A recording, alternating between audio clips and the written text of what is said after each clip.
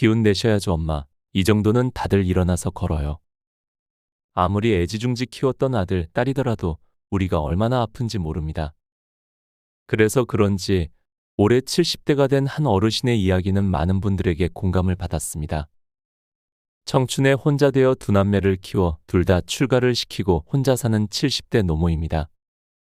자식들한테 전화 오면 반갑게 받고 안 오면 올 때까지 기다립니다. 무슨 공개적으로 할 말이 있으면 가족 단체톡을 만들어 가끔 소식도 전하고 지냅니다. 하지만 이번에 독감으로 일주일 동안 병원에 입원했어도 자식들 친척들에게도 일체 연락 안 하고 혼자 지내다가 오늘 퇴원했습니다. 자식은 키울 때이고 결혼하면 남입니다. 마음 비우고 살다가 내 의지대로 안 되면 정리해서 요양원으로 갈 예정입니다. 이처럼 나이가 들수록 혼자 살아가는 방법을 배워야 하는 게 지금 현실입니다. 그래서 오늘은 자식들은 모르지만 노인이 되면 겪는 현실 7가지를 소개해드리려고 합니다. 함께 들으시면서 공감과 위로를 받고 평안한 하루를 보낼 수 있을 거라 확신합니다. 영상 아래에 좋아요와 구독 버튼 한 번씩 눌러주시면 감사하겠습니다. 지금부터 시작합니다. 첫 번째 현실, 지나가는 통증과 썩은 통증이 있다. 나는 극심한 통증을 경험하면서 통증에는 좋은 통증과 나쁜 통증이 있다는 것을 알았다. 다시 말해 어느 정도 시간이 지나면 없어지는 통증과 썩은 통증 두 종류가 있다. 예를 들어 운동을 했을 때의 근육통은 건강한 통증이다. 그에 비해 악성 통증은 살과 뼈가 썩는 느낌의 통증으로 이것은 주로 질병에서 오는 통증이다. 치통도 이런 악성 통증에 속한다. 이 썩은 통증은 정말 반갑지 않은 통증이라 도망치고 싶어진다. 그에 비해 많이 걸어서 다리가 피곤해 느끼는 근육통 같은 지나가는 통증은 건강한 통증으로 시간이 지나면 낫는다. 그러나 지나가는 통증도 정도가 점점 심해지면 만성, 즉 썩은 통증이 될 것이다. 통풍으로 인한 통증으로 한동안 다리를 끌면서 걸었더니 반대쪽 다리에 무리가 왔다. 그 바람에 이번에는 그 건강한 다리에도 통풍의 통증과는 다른 통증이 생겨 썩은 통증에 가까워졌다. 이런 게 가장 무섭다. 몸의 한 곳이 나빠지면 그것이 몸 전체에 이런저런 영향을 준다. 노인병은 어느 날 문득 재발하기에 사전에 철저히 대비해야 한다. 아침에 일어나서 왔다. 시작이다라고 느껴지면 서둘러 대책을 실행할 필요가 있다. 혹사시킨 다리의 관절통도 언젠가 분명 썩은 통증이 된다. 그 부분이 너덜너덜해진다고 할까? 조직이 파괴되어 외과 수술로는 해결되지 않게 된다. 더 심해지면 암이 될 것이다. 두 번째 현실, 예순의 양치질의 중요성을 깨닫다. 내게 지금까지 매일 식후에 부드러운 칫솔로 위아래 이를 깨끗이 닦으세요. 특히 어금니 안쪽까지 칫솔질을 해 음식 찌꺼기를 잘 제거하세요 하고 지도해준 치과 의사는 한 명도 없었다. 정말이다. 대형 건물 안에 개원한 낮 시간 동안 직장인 상대의 보험 치료를 하는 게 진료의 대부분인 업무 지구에 치과 의사가 환자 개인에게 맞춰 양치질을 교육하는 일은 없다. 매일 이런 일을 해서 피곤하다는 얼굴로 환자를 기계적으로 진료할 뿐이다. 나이 들어서도 양치질의 중요성을 이해하지 못한 나는 멍청했다. 서양인은 대체적으로 양치질을 열심히 한다. 일본인도 양치질을 꽤 열심히 하는 축에 속한다. 이가 빠진 채 그대로 있는 사람이 많은 나라가 후진국이다. 솔직히 말해 그동안 나는 양치질을 건성으로 생각한 후진국 단계의 일본인이었다. 내게 3년에 걸쳐 귀중한 깨달음을 준 치과 의사는 당신도 이제야 알았냐는 듯 깨달았으니 이제부터 시작이에요라고 자상하게 말해주었다. 아직 앞니는 이렇게 가지런하잖아요. 나이에 비하면 건강한 편이에요. 더 안 좋은 사람도 많아요. 양치질을 소홀히 한 것 치곤 건강한 이가 많이 남아있잖아요 하고 칭찬했다. 치과 의사는 환자의 입안을 들여다보면 평소 그 사람이 어느 정도 양치질을 하고 어떻게 치아를 관리하는지 알 수 있다고 한다. 이전에 다른 치과 의사에게 들은 이야기로는 치과 의사는 그 사람이 몇 살에 죽을지도 어느 정도 예측할 수 있다고 한다. 나를 각성시킨 치과 의사는 이런 말도 했다. 화장실에 가면 뒤처리를 하잖아요. 식사 후 양치질도 그것과 똑같아요. 나는 너무 놀라 말이 막혔다. 나는 내 담당 의사에게 어금니를 갈아내고 치료를 했기 때문에 양치질에 신경 썼더니 어금니 치주 질환이 80%는 나았어요. 욱신거리는 통증이 많이 가셔서 아침에 일어날 때 기분이 좋아요. 하고 보고했다. 나는 지금은 무슨 일이 있어도 양치질을 한다. 고작 이 정도의 것을 놓인 초년생이 될 때까지 몰랐다니. 나이만 먹었지 완전 초등학교 1학년 수준이었던 셈이다. 세 번째 현실. 팔팔하게 살다 한순간 죽는 사람은 드물다. 80대이지만 아픈 곳이 전혀 없다는 건강한 노인도 있다. 있기는 있다. 그런 사람은 심각한 병에 걸린 적이 정말 없을 것이다. 그리고 어릴 적부터 건강했을 것이다. 그래서 분명 한순간에 죽을 거라고 생각한다. 행복한 인간이다. 그러나 그런 노인은 전체의 1%도 안 된다. 60세가 되었을 때 몸 전체가 확연히 약해졌다. 나는 그렇게 느꼈다. 70세에 다시 눈에 띄게 몸이 약해진다고 한다. 80세에 다시 약해지고. 사람은 통증과 고통을 견디다가 죽어간다. 아프다는 말이 노인의 친구다. 계속 가벼운 통증과 함께해온 노인들 중에는 통증에 요령껏 적절히 대처하는 사람이 있다. 반면 통증에 대해 뭘 어떻게 해야 할지 전혀 모르는 사람도 있다. 훌륭한 죽음은 없다. 행복한 죽음도 없다. 죽음은 모두에게 평등하게 찾아온다. 누구에게나 죽음은 어느 날 갑자기 찾아온다. 나는 그날을 기다리는 것이 몹시 지루하다.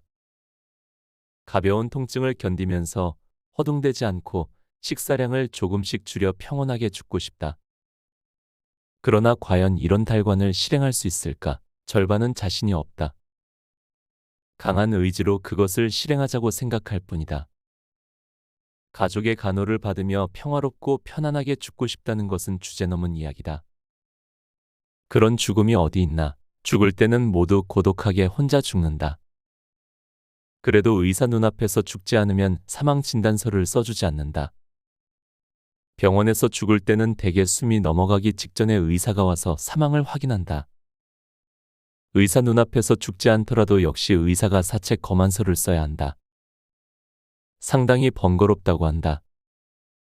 이런 이유로 구급차의 응급구조사들은 어떻게 해서든 의사 앞에 갈 때까지 환자를 살려서 이송한다고 한다. 노인병에 걸려 이런저런 증세로 통증을 안고 홀로 눈물 흘리는 사람들은 많다. 나는 외할아버지의 말년 모습을 생생히 기억한다. 정말 위험 있고 의연한 모습이었다. 그런 분이 구강암에 걸렸는데 이 병은 모르핀도 듣지 않아 정말 아파했던 것 같다.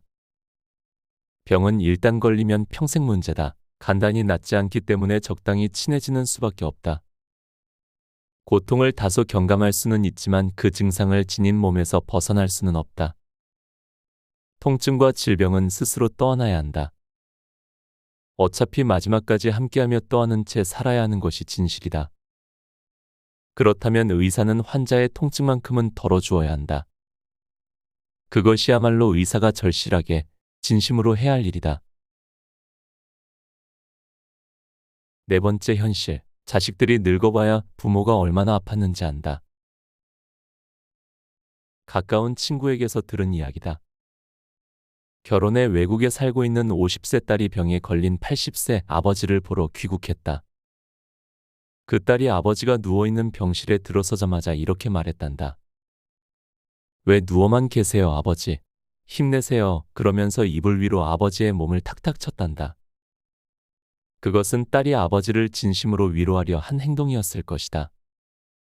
아버지는 처음에는 그래, 그래 하고 딸의 말을 듣고 있었다. 그런데 딸은 아버지의 통증을 조금도 이해해주지 않았다. 딸이 계속해서 이불 위로 몸을 탁탁 치니까 결국에는 옆으로 돌아 누웠다. 아버지는 그만 됐다. 너하고는 말하기 싫어 하고 작은 소리로 말했다. 이것이 진짜 노인의 모습이다. 딸은 아버지가 누워있으면 간병의 일부가 자신의 책임이 되니까 아버지를 위로하고 용기를 준다. 아버지, 여든에도 건강하게 일하는 사람 많아요. 친아버지와 딸의 관계도 이렇다. 이 50세의 딸은 80세 아버지의 통증을 이해할 수 없다. 전혀 이해 못한다. 또 다른 사례를 보자. 80세 할머니가 55세 딸에게 다리가 아프다, 무릎이 아프다고 호소했다. 대부분 관절염이었다. 무릎 반월판 아래에 패킹 역할을 하는 부분이 닳아버린 것이다. 이런 증상이 나타나면 변형성 고관절증에 걸린다. 이 병에 걸린 할머니들은 오리 걸음처럼 뒤뚱거린다. 고관절이 아픈 사람의 걸음걸이다. 이런 X자, O자 다리가 되어버린 할머니들은 정형외과에서 수술을 통해 완충제 역할을 하는 실리콘인가 뭔가를 넣어 통증을 줄인다. 그렇게 겨우 통증에서 벗어난다. 상당수의 노인이 이 수술을 받는다. 수술로 상태가 호전된 사람도 많지만 그렇지 않은 사람도 있다. 수술을 한다고 해서 반드시 좋아진다는 보장은 없다. 그래서 나는 웬만하면 수술 안 한다 하고 경계심을 보이는 노인도 많다. 내 생각도 그렇다. 모든 수술하면 좋아지는 것은 아니다. 인생의 연륜을 쌓아온 노인들에게 아직 풋내기 노인 초년생인 내가 할 말은 아니지만 인생, 주의 깊게 움직이지 않으면 나중에 호된 꼴을 당하게 된다. 의사에게 감쪽같이 속아 수술을 했는데 상태가 조금도 좋아지지 않았다는 경우도 많다. 5번째 현실, 장수의 비결은 넘어지지 않는 것이다. 일본에서는 20년 전부터 노인병을 생활습관병이라고 부르는데 그렇게 부르지 않았으면 좋겠다. 그냥 노인병이라고 하면 되지 않을까? 얼마 전까지는 성인병이라고도 했다. 노인이 되면 누구나 병에 걸린다. 100세까지 건강하게 장수하자는 터무니없는 운동을 벌이는 사람들이 있다. 안티에이징이라고 하는 모양인데 적당히 하라고 말하고 싶다. 장수 운동을 추진하는 의사의 대부분은 잘 보면 그저 장사치들이다. 그들은 위선자다. 노후된 기계가 그렇듯 인간도 나이 들면 몸 이곳저곳에 부품이 고장난다. 나는 아직 경험하지 못했지만 70세가 넘으면 계단을 오르내리는 것이 싫어진다고 한다. 집안의 계단뿐만 아니라 지하철역의 계단도 무서워진다.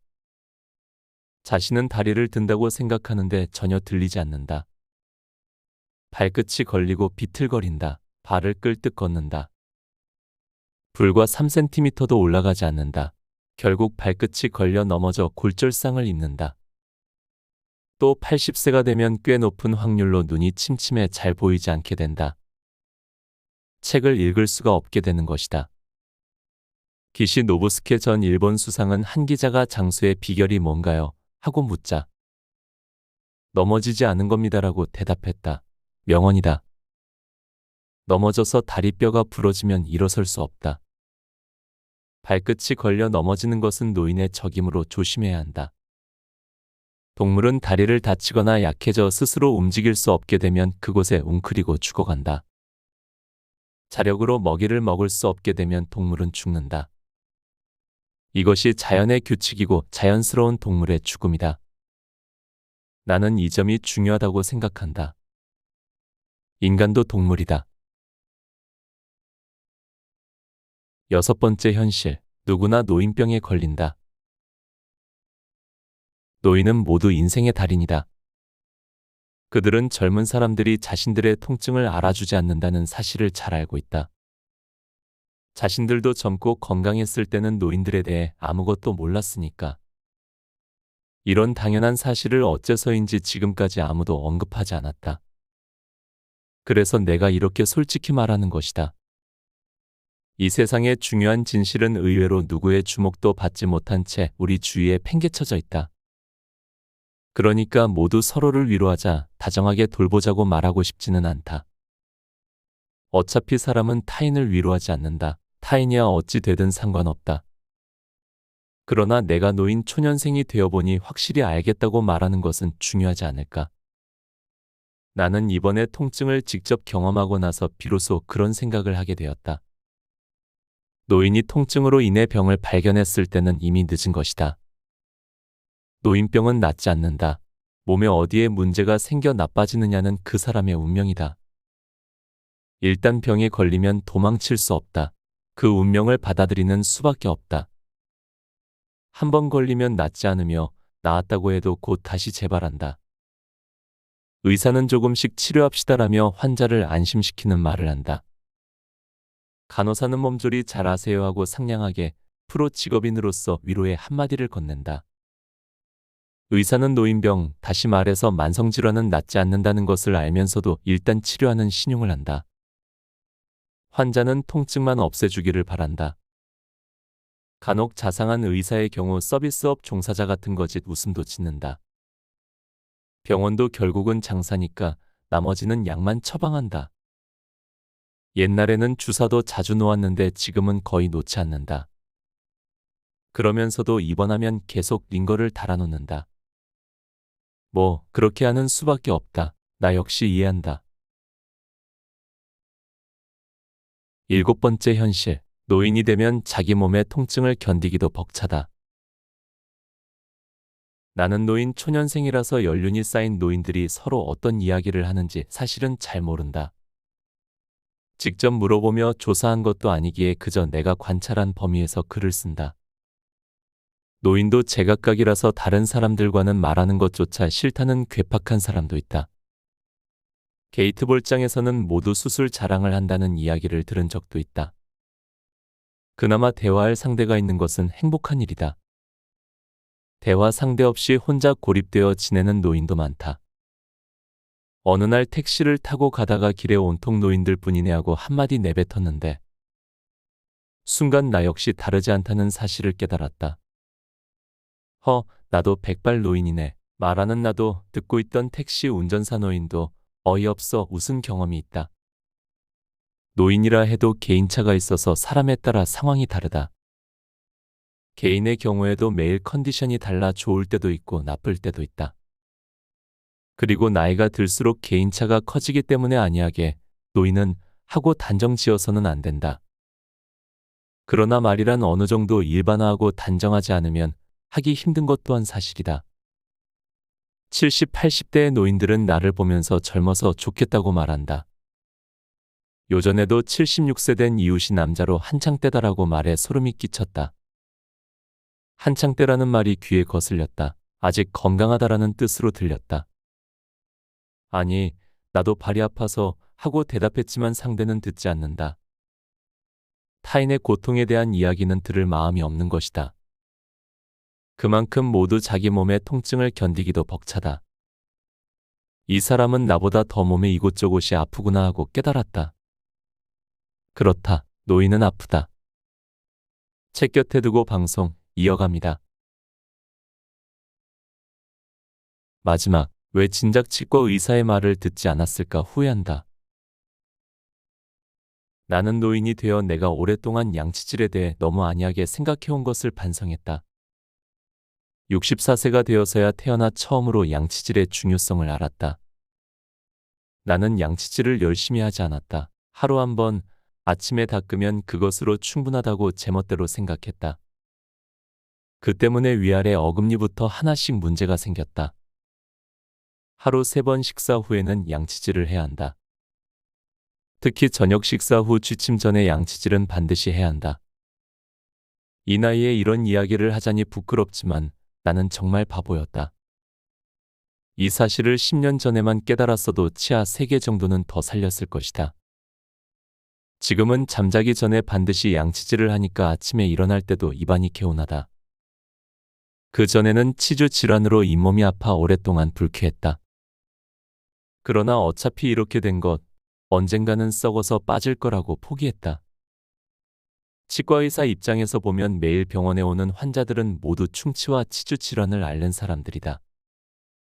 똑같은 말을 매일 수십 번씩 하는 일도 질릴 것이다. 특히나 같은 어차피 남의 말을 듣지 않는 아저씨는 무슨 말을 해도 소용없다는 것을 알고 있다. 그런데 결국 통증으로 고통을 받는 것은 그 멍청한 아저씨 자신이다.